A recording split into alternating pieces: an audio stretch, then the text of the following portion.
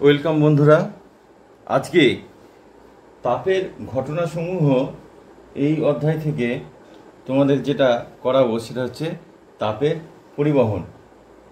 এর আগে আমরা কঠিন পদার্থের প্রসারণ দেখেছি, তরল পদার্থের প্রসারণ দেখেছি এবং গ্যাসীয় পদার্থের প্রসারণ আমরা দেখেছি, তাদের গুণাঙ্কগুলো আমরা বার করেছি। আজকে হবে তাপের পরিবহন। এখন দেখো, পরিবহন বলতে কি বুঝি। পরিবহন মানে হচ্ছে একটা জায়গা থেকে আরেকটা জায়গায় যাওয়া। তাপও কিন্তু একটা জায়গা থেকে আরেকটা জায়গায় যায়, কিন্তু যাবার জন্য বিভিন্ন পদ্ধতি আছে। তো সেই পদ্ধতির মধ্যে একটা হচ্ছে পরিবহন। ধরো এটা একটা কোনো ধাতব পাত। এই ধাতব পাতকে আমি যদি একটা প্রান্ত গরম করি তাহলে কি হবে? তাহলে যেটা হবে যে এই প্রান্তটা গরম হবে আর এই প্রান্তটা কি হবে? এটা কি ঠান্ডা থাকবে? ঠান্ডা কিন্তু এটা থাকবে না। কিছুক্ষণ পরে দেখা যাবে যে এই প্রান্তটাও ধীরে ধীরে গরম হয়ে উঠেছে। তো এইটা কেন ঘটলো? আমি তো তাপ দিয়েছিলাম এই প্রান্তে, এই প্রান্তটা কেন গরম হলো? তার কারণ হচ্ছে যে আমি যে প্রান্তে তাপ দিয়েছিলাম সেই তাপটা কিন্তু সেই প্রান্তেই আটকে থাকে না, বা সেই প্রান্তেই আটকে নেই। তাপটা কিন্তু ধীরে ধীরে এই প্রান্ত থেকে এই প্রান্তে এসে পৌঁছেছে। এই যে এক প্রান্ত থেকে আরেক প্রান্তে তাপ এসে পৌঁছলো, এইটাকেই বলা হয় তাপের পরিবহন। এখন এই যে তাপের পরিবহনটা হলো, এটা কিভাবে যায়? দেখো, তাপের পরিবহনের ক্ষেত্রে যেটা হয় যে যে পদার্থ, এটা একটা ধাতব পাত আমি বলেছিলাম। তো এই ধাতব পাত অর্থাৎ এই পদার্থটা হলো কোনো একটা ধাতু, ধরে নাও সেটা লোহা বা অন্য কিছু হতে পারে। এখন কি হয়, এই পাতের যে পদার্থ দিয়ে এটা তৈরি, তার অণুগুলো কি হয়, কম্পিত হয়। হয়ে কি হয়, তাপটাকে এক অণু থেকে আর এক অণুতে ও পাঠিয়ে দেয়। নিজে কিন্তু স্থান পরিবর্তন করে না, অর্থাৎ অণুগুলো তারা নিজেদের স্থান পরিবর্তন করে না। তারা কি করে, নিজেদের জায়গা থেকে আরেকজনের জায়গায় সেটাকে পাঠিয়ে দেয়। এইভাবে আস্তে আস্তে আস্তে আস্তে এই দিকে চলে আসে, এক প্রান্ত থেকে আর এক প্রান্তে চলে আসে। ধরো তোমরা কয়েকজন লাইন দিয়ে দাঁড়িয়ে আছো। এবার একটা লাঠি তোমাদের একদম ধারে যে দাঁড়িয়ে আছে, ধরো বাঁদিকে যে দাঁড়িয়ে আছে, তার হাতে একটা লাঠি, ছোট লাঠি দেয়া হলো। এইবার সে কি করলো, সেই লাঠিটা তার নিজে একই জায়গায় দাঁড়িয়ে থেকে তার পরের জনকে দিল, সে তার পরের জনকে দিল, সে তার পরের জনকে দিল। এইভাবে দেখা যাবে যে একদম ডান প্রান্তে যে আছে একটা সময় তার কাছে পৌঁছে গেল লাঠিটা। কিন্তু তোমরা তোমাদের জায়গা থেকে সরনি, তোমরা শুধু কি করেছো, হাত বদল করেছো। তো এইভাবে যে গেল, এইটাই হচ্ছে পরিবহন। তাপের ক্ষেত্রে অণুগুলো এইভাবেই তাপকে পরিবাহিত করে, নিজেরা জায়গা বদল করে না, কিন্তু এক হাত থেকে অন্য হাতে তারা পরিবাহিত করে, বা এক অণু থেকে আর এক অণুতে তারা কি করে, দিয়ে দেয়। আমি এই তাপটা পেলাম, আমি আর এক পাশের অণুকে দিয়ে দিলাম, সে তার পাশের অণুকে দিয়ে দিল, এইভাবে পরিবাহিত হয়। এইভাবে যে তাপ এক জায়গা থেকে আরেক জায়গায় যায়, এটাকে বলা হয় তাপের পরিবহন। তাপ আরও অন্যভাবেও কিন্তু এক জায়গা থেকে আর এক জায়গায় যেতে পারে। সেগুলোর নাম হচ্ছে আলাদা। তাপের পরিচলন আছে, তাপের বিকিরণ আছে।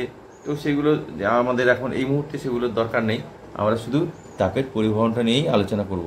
তাহলে পরিষ্কার বোঝা গেল যে তাপের পরিবহনটা কি। তাপের পরিবহন হচ্ছে যে কোনো মাধ্যমে যখন তাপ এক জায়গা থেকে আর এক জায়গায় যায় কোনো মাধ্যমের মধ্য দিয়ে, এবং সেই মাধ্যমের অণুগুলো বা কণাগুলোর স্থান পরিবর্তন না করেই সেই কণাগুলো তাপকে এক জায়গা থেকে আরেক জায়গায় তাদের কম্পনের মাধ্যমে পৌঁছে দেয়, সেই ঘটনাটাকেই বলা হয় তাপের পরিবহন। আর তাপের পরিবহনের ক্ষেত্রে যে ব্যাপারটা খুব গুরুত্বপূর্ণ সেটা হলো কি, যে এই পরিবহনটা কিন্তু হয় উষ্ণতর দিক থেকে শীতলতর দিকে, অর্থাৎ যেদিকে তাপমাত্রা বেশি সেই দিক থেকে কিন্তু তাপ পরিবাহিত হয় কোন দিকে, শীতলতর দিকে, যেদিকে ঠান্ডা। ঠিক আছে? তো এইভাবে পরিবহনটা হয়। তোমরা বাস্তব জীবনে পরিবহনের অনেক উদাহরণ দেখে থাকবে। দেখো, আমরা যে রান্না করা হয় সেখানে কি হয়, সেখানে একটা কোনো ধাতব পাত্র থাকে, সেটাকে উনুনের উপর বসানো হয় এবং তার নিচে তাপ দেওয়া হয়। এবার সেই যে ধাতব পাত্র সে কী করে, সেই উনুনের তাপটাকে সে পরিবাহিত করে কি করে, তার ভিতরে যে সমস্ত পদার্থগুলো আছে, রান্নাবান্নার উপকরণগুলো আছে, সেগুলোতে তাপকে পরিবাহিত করে। এইভাবে তাপের পরিবহন ঘটে। এখানে আরেকটি জিনিস খুব গুরুত্বপূর্ণ, সেটা হলো তাপ পরিবহনের জন্য কিন্তু মাধ্যম লাগে। মানে কোনো একটা মাধ্যম ছাড়া কিন্তু তাপ পরিবাহিত হয় না, শূন্য মাধ্যমে কিন্তু তাপের পরিবহন ঘটে না। আচ্ছা, এই যে বললাম যে তাপ পরিবহনের জন্য মাধ্যম লাগে, তো যে কোনো মাধ্যমের মধ্যে দিয়ে কি একই পরিমাণ তাপ পরিবাহিত হয়? হয় না। সব মাধ্যমের মধ্যে দিয়ে সমান পরিমাণ কিন্তু তাপ পরিবাহিত হয় না। বিভিন্ন মাধ্যমের তাপ পরিবহন ক্ষমতা বিভিন্ন। যেমন ধরো লোহা কি হয়, লোহা হচ্ছে তার তাপ, লোহা তোমরা জানো যে লোহা কিন্তু খুব সহজেই তাপ পরিবহন করতে পারে, কারণ লোহাকে একটু রোদে রেখে দিলে দেখবে খুব তাড়াতাড়ি গরম হয়ে যায়। এক প্রান্ত যদি গরম করো আর এক প্রান্ত কিন্তু খুব তাড়াতাড়ি গরম হয়ে যায়, বা কোনো ধাতুর কোনো জিনিস। কিন্তু যদি একটা কাঠের দণ্ড নেওয়া হয়, তার যদি একটা প্রান্ত গরম করা হয়, তাহলে কি সেই তাপ খুব তাড়াতাড়ি অপর প্রান্তে এসে পৌঁছয় না। তাহলে লোহার পরিবাহিতা আর কাঠের যে টুকরো ছিল তার পরিবাহিতা কি সমান? নিশ্চয়ই না, কাঠের পরিবাহিতা অনেক কম। সেই জন্য দেখবে যে ধরো এই চায়ের সসপ্যান বা এই জাতীয় জিনিস যখন উনুনে বসানো হয়, তখন দেখবে যে তার যে হাতলটা, তাকে কোনো একটা কাপড় বা কোনো কিছু দিয়ে ধরতে হয়। তার কারণ হচ্ছে কি, যে ওই ধাতব জিনিসটা সেটা কি হয়, খুব তাড়াতাড়ি তাপকে পরিবাহিত করে, ফলে ওই হাতলেও কিন্তু তাপটা এসে পৌঁছয়। এইবার যে জিনিসটা দিয়ে কাপড় বা অন্য কিছু দিয়ে ধরছি, তার পরিবাহিতা কিন্তু খুব কম, ফলে সেটা দিয়ে যখন জড়াচ্ছি তার বাইরে কিন্তু সহজে তাপ এসে পৌঁছচ্ছে না। তো এই যে তাপের পরিবাহিতা বিভিন্ন মাধ্যমের ক্ষেত্রে বিভিন্ন, তো এইটাকেই বলা হয় মানে তাপের পরিবাহিতা, পরিবহন ক্ষমতা। তাপের পরিবহন ক্ষমতাকেই বলা হয় তাপের পরিবাহিতা। এটা বিভিন্ন পদার্থের ক্ষেত্রে বিভিন্ন। কিছু পদার্থ আছে তারা খুব সহজেই তাপ পরিবাহিত করে, তাদেরকে বলা হয় সুপরিবাহী পদার্থ। যারা খুব সহজেই তাপ পরিবহন করে তাদেরকে বলা হয় সুপরিবাহী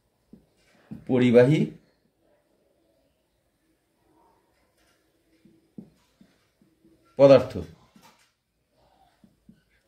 যেমন ধরো সুপরিবাহী পদার্থ কি, ধরো লোহা, তামা, রূপো।